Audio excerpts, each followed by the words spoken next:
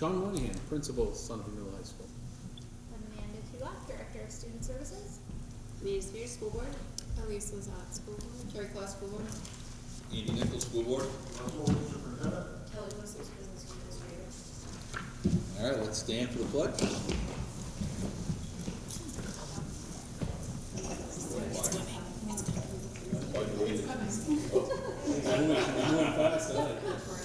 All right, let's start again. Pledge allegiance. To the flag of the United States of America and to the republic for which it stands, one nation, under God, indivisible, with liberty and justice for all.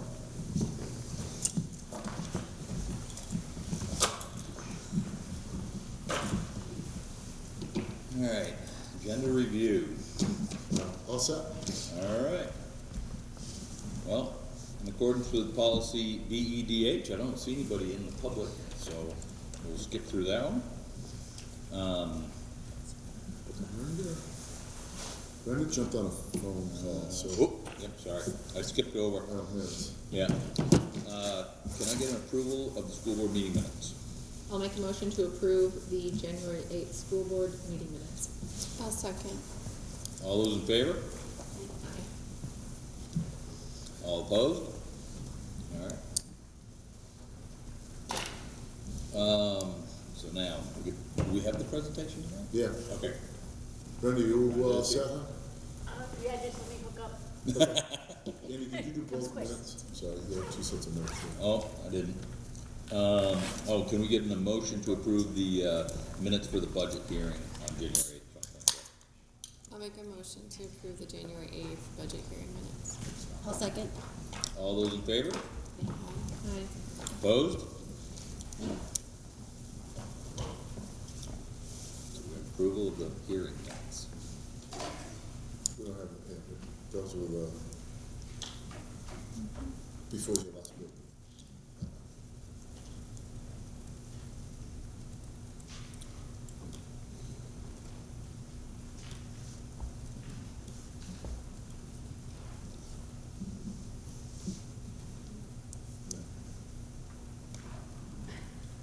Oh, no. Oh, totally. Everybody look away. Maybe on it, we can probably do school updates and come back once she's Sure. set up. Yeah. All right, let's move on to school updates.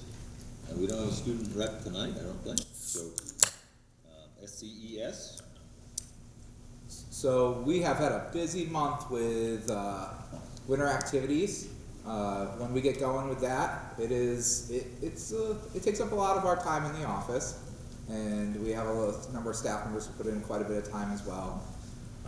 We had a volunteer who took on our little stipend for being the winter activities program coordinator, Megan Rollins, who recently joined us as a para as well.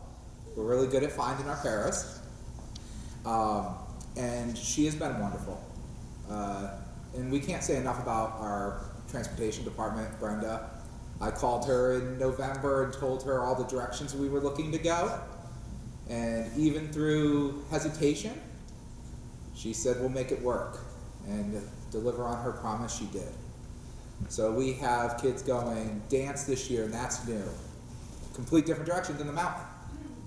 And we have gymnastics back. And Full Circle Farm in, is that Newport? Is it? Okay, in Newport. And we can't be going any more directions at this point. We had a couple other offerings that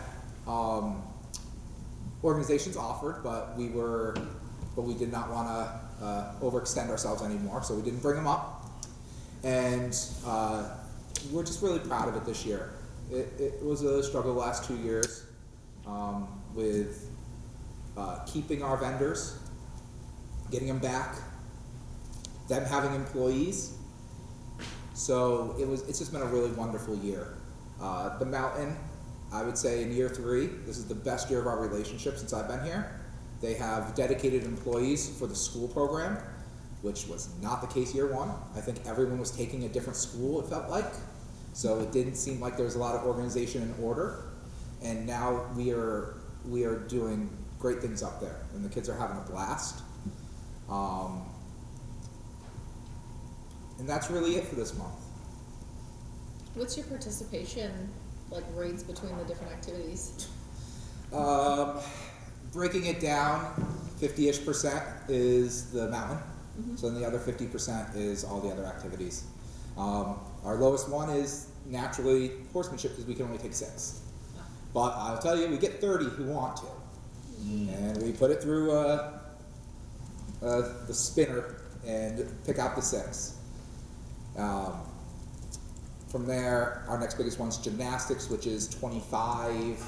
Winter sports, which is 17 or 18. Loretta Dewey, who's a longtime sub in para. Was she para for us too? Para. She volunteered herself, I'll say it loosely, to doing winter sports again, even though in October, November, December she told me no. So that is a big amount of our people as well. That's good. Thank you. Thank you. Did you do fundraising to support that? Am I right in thinking that? So Those we are donors. Oh, they did? we did a little bit more this year. I wrote to wow, I'm blanking on the fund up out of Hanover. Donnelly, right? Dorothy Dorothy, Burns? Burns, thank you. Yeah. The Burns Foundation, they gave $5,000. The Mount Sunapee Area Ski Club always gives money. Basically, they want a list of what I need, and they try to come through with as much of it as they can. They came through with $5,000. And then we had individual donations. I haven't had Carrie pull the numbers on that yet. I'll wait till the end of the season because as we get going, parents sometimes just send us a check, and I'll get a running total where we're at for donations as well, if you'd like. It is a big expense. Yeah, no, I was just curious to know, like, how successful you've been in getting, like, the donations portion versus what the out-of-pocket is for some of the families. We did not subsidize skiing this year in any way. We did need-based scholarships only. So that is something I think that would love to have happen again, Yeah. but it just wasn't in the cards yet. What is the cost per student? It is to $310 if you need all of it for skiing, the lesson, the lift ticket for the 5 days, and the equipment. Oh, so that includes equipment also? All of it. Oh, wow. But to give you an idea, I did call some other mountains, and Yeah. we are the most expensive mountain that I've reached out to. Really? Even other Vail mountains are cheaper. Huh. I was very perplexed by that, but because I did consider trying to see if we can get to another mountain at one point. I know. $310 is a lot. So I know something wrong with me. So I was disappointed to see that. Of course, the one outlier, the big outlier for me was Pat's Peak because I think they're still a locally owned, operated, and they were don't quote me, last year they were like 150, Yeah, which is more akin to probably, Andy, when your kids went through the program. probably, yeah, and they're family owned still. Yeah. Yeah. I do think Sunapee has a really great adaptive program, so a lot of our students that may not be able to access that, they get to go to the mountain with all of their peers, and it's really cool because it sets them up if they want to go on weekends with their families and their scholarship too, so it's a really, for me, that's a really important part of staying with Sunapee is they have a really well-established adaptive program. Yeah. Well, yeah, I Nice. think there's lots of reasons to keep it local, but maybe that's good data to use in your negotiation for next year. I did reach out. I did try a couple things. I reached out to the philanthropic arm to try to see if I could go through their more human interest side. I never got a return call, but I did actually get someone on the phone who was like a VP out of the organization and did share some information with them last year.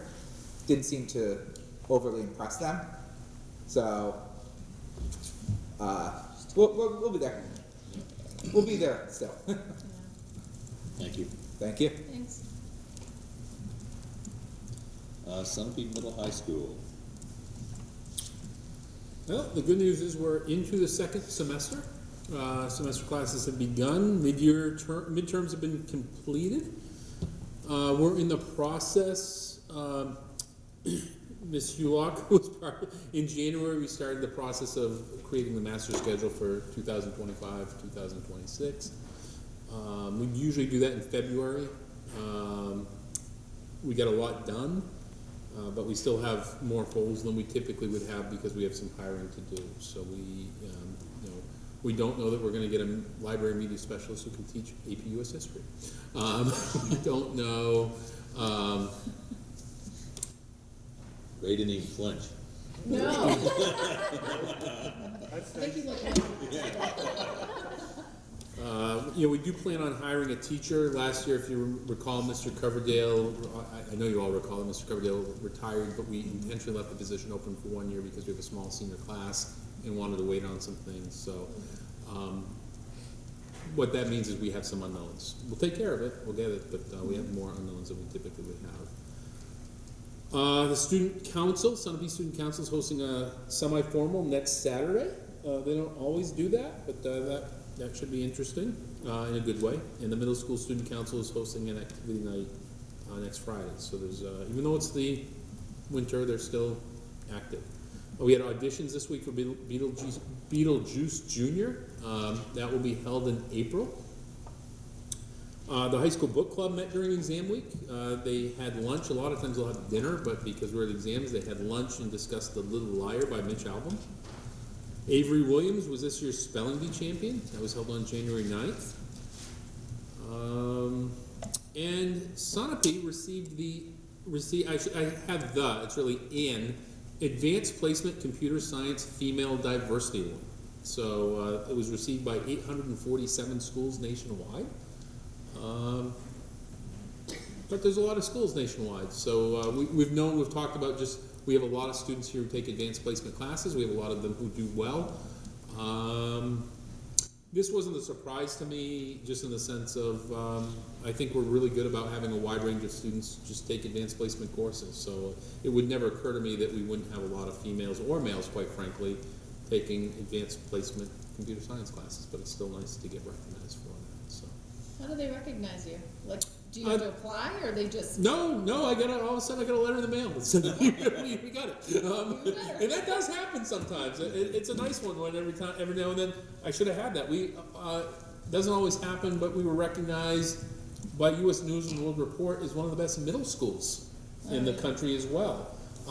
They've done the high school for a long time, and they just started doing the middle school, and all of a sudden I had an email that I went in and we did well. We really did well. So I think we're very focused on just doing a good job, right? With lots of people here who do that, and sometimes we just get those good pieces of information, which is nice, and then we share that information, then we kind of put our head down and keep going. But those are some things that have been good. Sounds like some good social media stuff. Thank you, Sean. All right, well, All right, want to jump back to Brenda? Then we'll go to you first. Sure. Been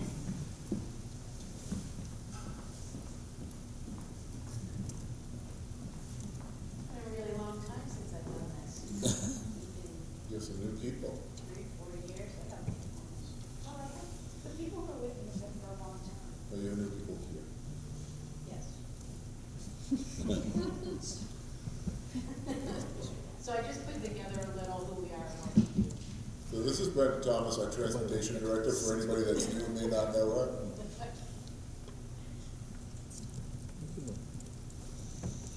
So our total number on our current bus roster is 232 students.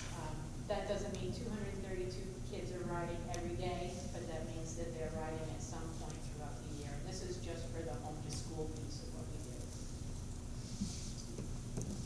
Little fun fact is some of the kids who are tuition students are actually also using the buses. We don't go out of our way to pick them up.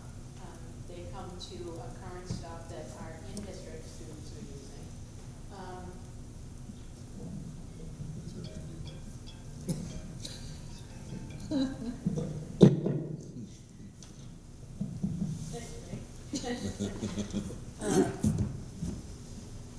So this is something I think it helps us a little bit in retaining some of that money that we're getting, some of the revenue.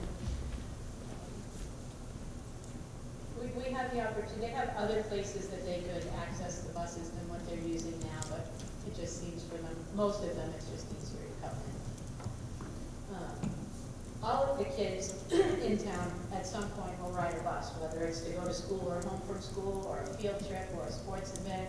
So what we actually started doing this year, last year, actually, with the elementary school is, I go over at the beginning of the school year, and I do a little blurb with each grade level.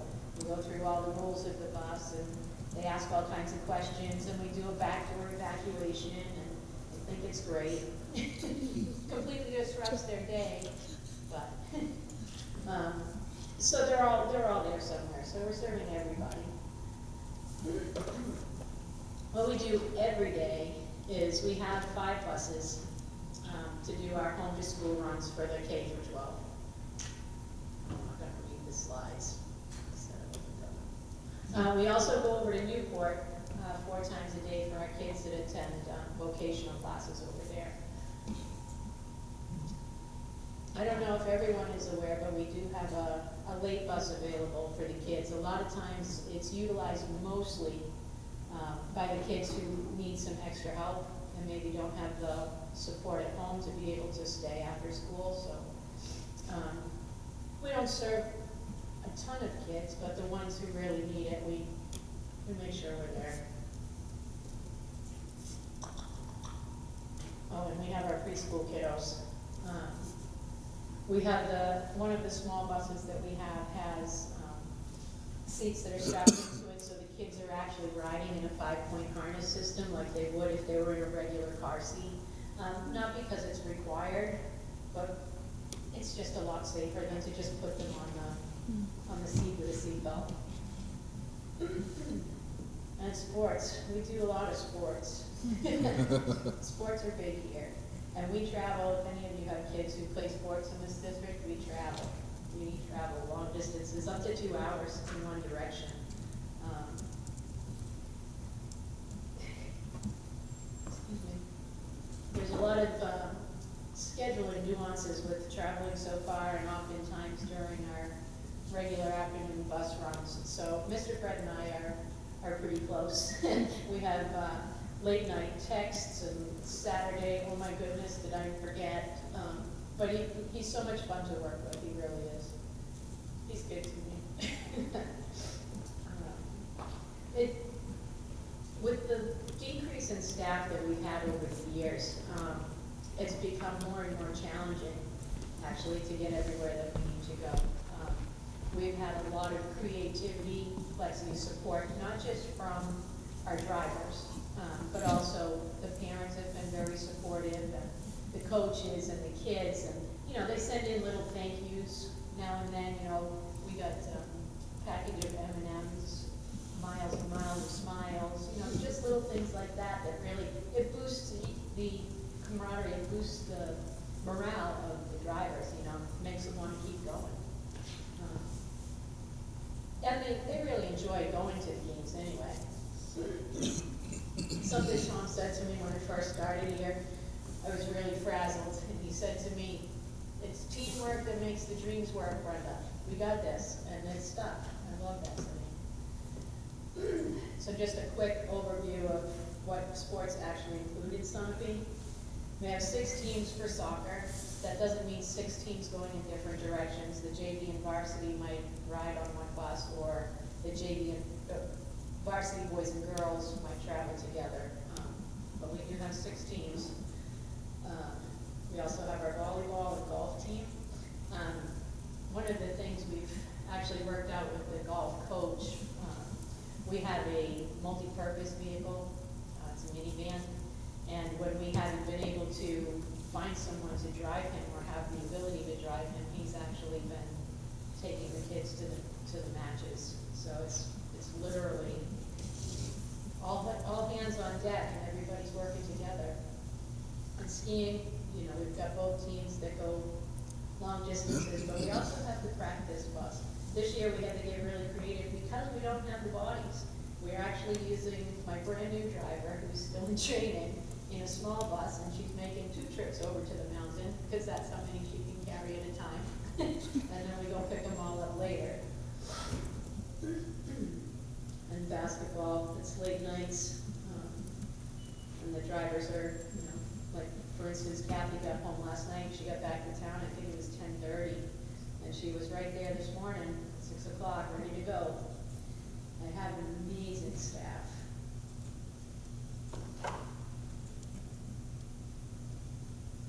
We are fortunate here, we do, with the sports also, we're really lucky in this district because a lot of districts in the state and nationwide are putting out a lot of extra money to actually pay for charter buses to take their varsity teams to get to games. That's a huge price tag. And in other districts, they can't transport them at all, or they're doing just their varsity people and everybody else is sorry. And its parents, happen to be on the hook to take them. So we're very fortunate to have what we have here. Our kids go to all kinds of great places, and our drivers get to go in and experience all of these things. I went one year with Dana Pruitt. We went down to Boston to see Blue Man Group. What a great night, and what a benefit, what a perk for me, It was a great show.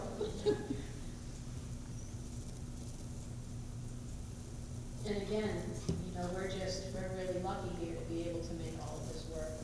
A lot of kids are missing out on these, mostly elementary school level experiences, just because there's not enough resources, not enough people. As you guys know, we're required by law to transport all kids who have an IEP with their education. Sometimes this requires wheelchairs, walkers, special clips on the bus, maybe a special harness that a student might have to wear to help them stay in the seat to be safe. It also requires a lot of times to go so far out of district. We have kids who may be placed in out of district settings, and we try to keep the transportation in-house when we can. And things like that, and there are districts that are paying up to $700, $1,500 a day to take those kids where they need to go, and it's not a frill, it's a requirement from the federal government. But we've been really lucky here to be able to make almost all of it work. Lots of close communication with Amanda as well. And our staff are great. Our drivers are good with these kids. They get to know them they create a personal bond with them, so that there are kids who, they won't get on the bus unless they see it's Mr. Tommy that's come to pick them up, So they're really committed. The extended school year program, we also provide the transportation. This is just our schedule, what it looks like for the most part. We're going longer than we were before. But since and Amanda would have to tell you about the magic that happened to put the recreation department and the ESY program together to pool the resources to make it possible to do the extended program. But the kids are really benefiting from this because they're getting field trips and they're getting time at the beach, and it's helping on the town end because we're kind of, some of it is coming off of us, so working together. I wish that was what summer school was like when I was in school. Let me just say that. That one time I went. Currently we have 5 full-size diesel buses, 2 gas-powered buses that are also full-size. Those buses are a 71 capacity. We do have some routes that are more than 71 students combined, so we've actually, 2 of the bus routes we have broken apart to keep the capacities down low. I don't know if you saw on the news that whole Manchester fiasco where the kids are riding on the floor. That will never happen here, ever. We also have 2 small buses that can carry 14 passengers. Those buses actually do not require a CDL to drive them. We also have our newest small bus also has a wheelchair lift in it. And again, I told you about the Toyota. just a little word on our relationship with the highway department and how far it's come. When I first came here, we had some difficulties at best with communication and trying to share a facility. It was very trying, and it stayed that way for years. We weren't allowed access to the resources or a lot of the facility or the tools and things like that when I first came in. And we're in a much, much different place now. We have some drivers who work for other town departments that it used to be really difficult for them to be able to be permitted to step away from their duties off the clock, and step away from their duties there to come and help us out, even though it didn't impact their departments at all. But now we have Earl, who's working for us full-time, and we have Davey, thank God, from the water department, who has worked more this past year than he has, I think, since I started 11 years ago. They're also helping us out more. Like if a driver comes in and they have maybe a headlight out or something, they just go inside, and anyone who's working there will come out and give them a hand with getting things changed. If they need a tool, it's really just such a nice environment. They actually will let me use the bays. I had to have a windshield replaced on a bus a couple weeks ago, and it was not an issue at all. Yep, we'll empty the bay out, you can leave it in overnight so it's nice and warm. So it's so nice. When we have a winter event, it used to be like pulling teeth to try to get input from some of the old folks who were working there. And now I'm on my way in, it's 3 o'clock in the morning, and I'll get a text message from Nick, who's the foreman, and he'll just let me know, okay, we have, all the guys are in, we're on our way in, or we're down a truck, or, it's great. I don't even have to solicit it anymore. I just get the text message when I'm on my way in, and if it's big, he'll call me, which is, made it a lot safer for us. We had a significant ice situation a couple weeks ago, and I was concerned, so I called him up, and he's like, we'll just go out. I actually sat down with him, gave him the timing, we went over all of the routes, even the small bus routes that have to go onto some of the back roads and driveways and things, and they sent a truck out 10 minutes before we got there, so that our traction we were safe. They kept us safe. I can't say enough about how many years. It's my new 2-0.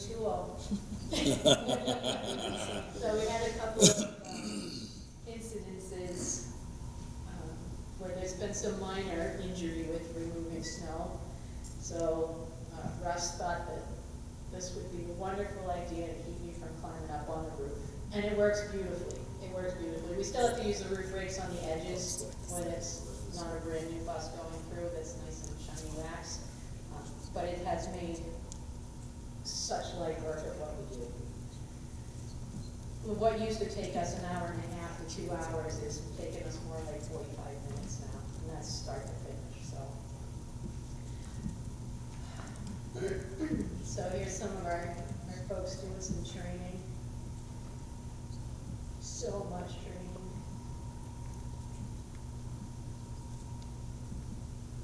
So some new things that we have to do, we have to actually register and get almost like a teacher's ID number with the Department of Education. And they conduct the FBI checks. That's something that we never had to do before. We had to do live scan, fingerprinted.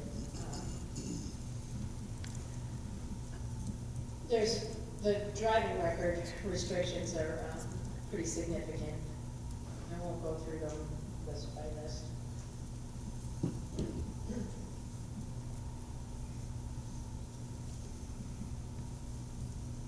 Something else that's new is the non-CDL drivers. It used to be that they didn't have to have any type of physical on file, your physical fitness on file.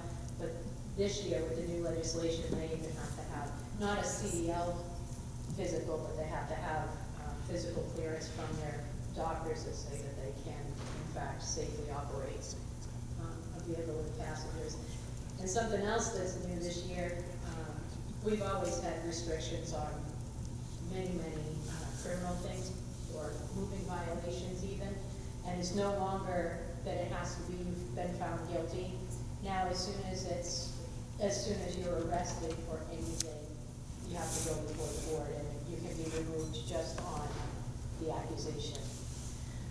So that's new. Lots of things can keep them physically from being able to qualify for the job. A couple of the big ones that you wouldn't think. So if you have diabetes and you want to drive a school bus, you can. But as soon as you cross over to the level of requiring insulin for you to control your sugar numbers, then you're no longer eligible. And it's just black and white. There's no wiggle room on these things. So finding people to fill these positions is not easy. And this is just gonna, I'm not gonna read every slide again, because this is the training that they have to have before they can go into service.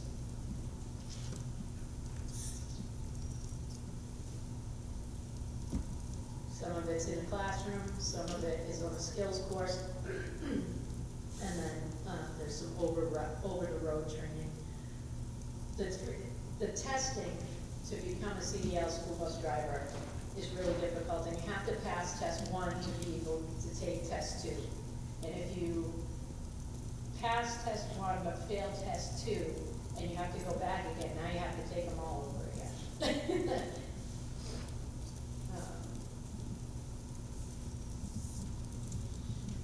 There's lots of ongoing training that's required by law, but some of the interesting stuff that we do here that's not required is all of our drivers are CPR certified.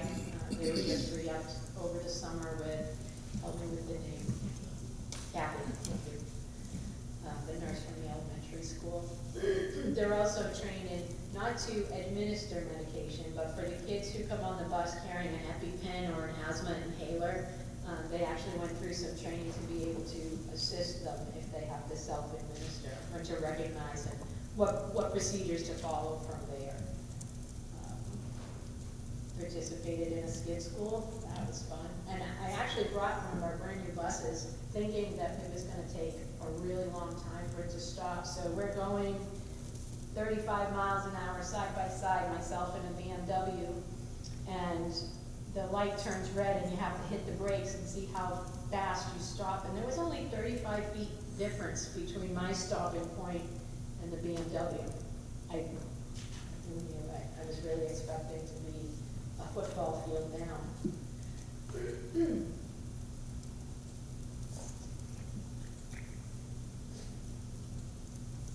So we do a lot of training. This was one we went to that Reed's put on a couple of years back.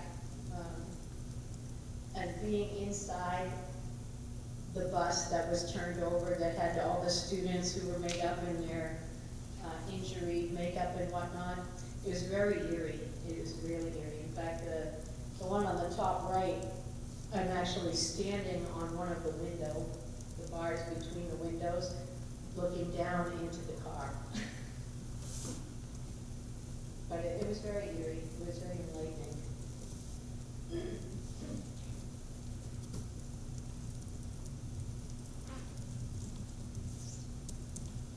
Okay, I'm gonna run through quick. I could talk about my people all day. This is Dave Bailey. He's been providing school bus transportation in this district for 35 years. But that's a pretty big deal. 35 is a long time. And here's Mr. Tommy. He knows all of the kids that come up from preschool. And like I said, he's got an incredible rapport with the kids, with the parents. I can't say enough about it. He's wonderful. Everybody knows Daryl. So I don't have to say too too much about Daryl, but he's been helping out a lot. He doesn't work with us full-time on a route anymore. He just comes in and we'll cover a run so somebody can take off on sports, and he comes in a pinch. And this is Kathy. Kathy works a lot of hours. She always comes in early. She bakes, makes breakfast sandwiches and brings them in, and she just, I don't know, she's like the mom of the department. And then there's Earl. Earl's a lot of fun. He makes us some really great treats. This is Gloria. She drives the Georges Mills bus. She's been with us, I can't believe it's been 5 years now. And she was my first trainee. And she passed every test the first time. And she actually, when she first started, her accent was pretty thick, so trying to get through the verbal portion of the test, I was impressed. I was impressed. And this is Karen. This is my new trainee. She's just started out now. She has achieved her school bus certificate, which makes it legal for her to drive a small bus. She's currently an LNA, but she's going to fit into our crew. She's got the right personality. She's really laid back. She's very conscientious. I'm looking forward to training with her. And here I am, for those of you who haven't met me before. I've been here for 11 years now. These are my certifications. And this is my grandson. He's actually, most of you know, he has a heart condition and had surgery and whatnot. But last fall, him and I ran the Chad Heroes fundraising event, and that little bugger ran 3/4 of a mile. He had never run before. I mean, run around the yard, but anyway, that's my pride and joy. Here we are, our shenanigans. That's what I have. Thank you very much. Nice job. You definitely created some secret sauce there.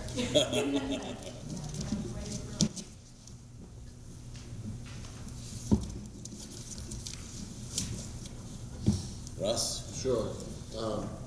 And just, you know, I mean, obviously you can recognize the things that Brenda's been able to do and our drivers are able to do for our students.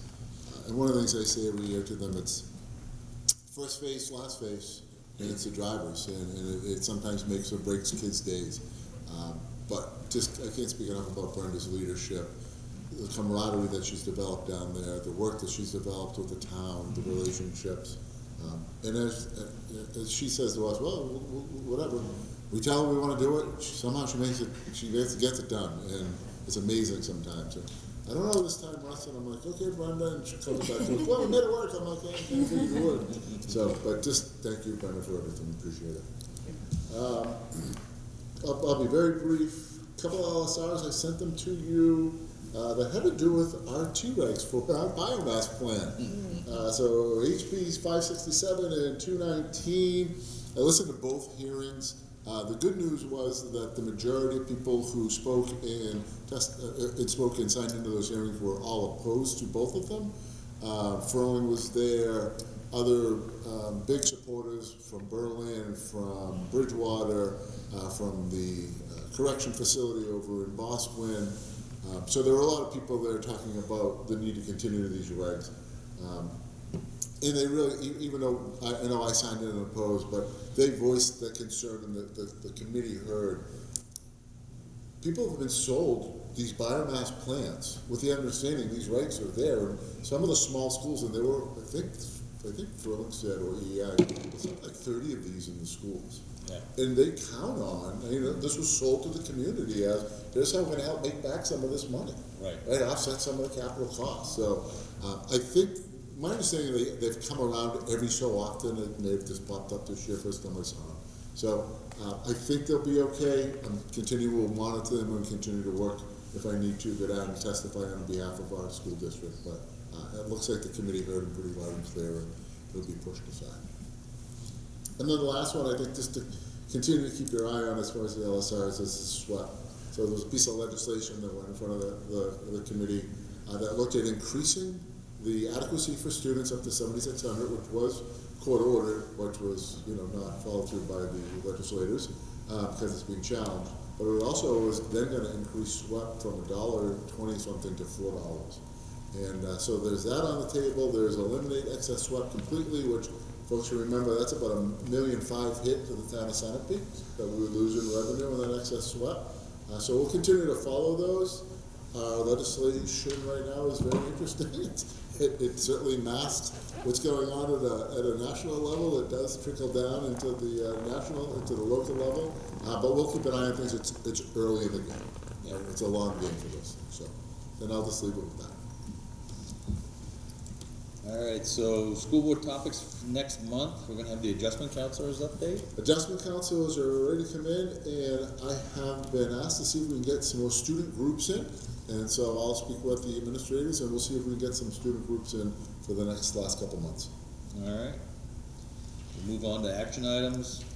Can I get a motion to approve the proposed 2025-2026 school calendar? Make a motion to approve the proposed 2025-2026 school calendar. I can second. Any discussion on that? No, another 2 weeks. Another 2 2 weeks. weeks at Christmas, I heard. We're able to make it work. All It's right. almost an identical calendar. Yeah, it looked it. Start day, end day, right Yeah. there. All those in favor? Aye. Aye. Opposed? All right. Can I get a motion to approve the proposed SMHS Appendix E positions? I can make a motion to approve the proposed SMHS Appendix E positions. I'll second. Any discussion on those? Oh, that's all positions filled? Yeah. Good. All in favor? Aye. Aye. Aye. Opposed? All right, next item, approve the proposed 2025-2026 tuition rates. Can I get a motion for that? I'll make a motion to approve the proposed 2025-2026 tuition rates. A second. Any discussion on that? Seeing none, all in favor? Aye. Opposed? Then we have some informational items. Deliberative session review. So one of the things that I think you heard questioned was a little piece of the default budget regarding FICA. We haven't had an opportunity to review that with Steve. We have gone back and reviewed that, and we changed. I'm going to pass these down while you're doing. We did change the compensation as needed to for anyone not in the contract, but we did not adjust FICA in retirement, which is about $11,000 difference. And so what we've done is we highlighted it in there on those pages. We're gonna ask you to approve the default budget to this new amount. And we have already made the adjustment on the warrant that will go to ballot, but we want you to take the official action tonight. So it's a difference of about $11,000 by taking the FICA and the retirement out from the compensation wage that we've already adjusted. So can I get a motion to approve the default budget as presented? I'll make a motion to approve the default budget as presented. I'll second. Any discussion? All in favor? Aye. Thank you. Outside of that, I was just happy that we had, everything got through and it's going to the ballot, and I'm excited and I think we'll hopefully have a great showing come March. We have 3 candidates running for school board, and so we'll certainly continue to keep an eye on that race. Perfect. So there's some informational items, we're in it, but the SMHS Middle School Ski Team Trip. So per policy, letting you know, there are 2 trips in there, both the middle school and the Nordic or cross country. Trips that they go out every year, and I'm just making you aware per policy that they are continuing to go out. I think the itineraries and things are in the packet. All we're off to manifests. Can I get a motion to approve the manifests? I'll make the motion to approve the manifest as written. I can second. Any discussion? None, all in favor? Aye. Opposed? Do we have any agenda items for next board meeting? So there will be a reorganization. We'll certainly have a little bit of recognition, so I would ask that both Carrie and Andy attend that meeting if they could, please. And we will probably have a debrief of the vote. Perfect. I believe we have a request to go into non-public, We do not.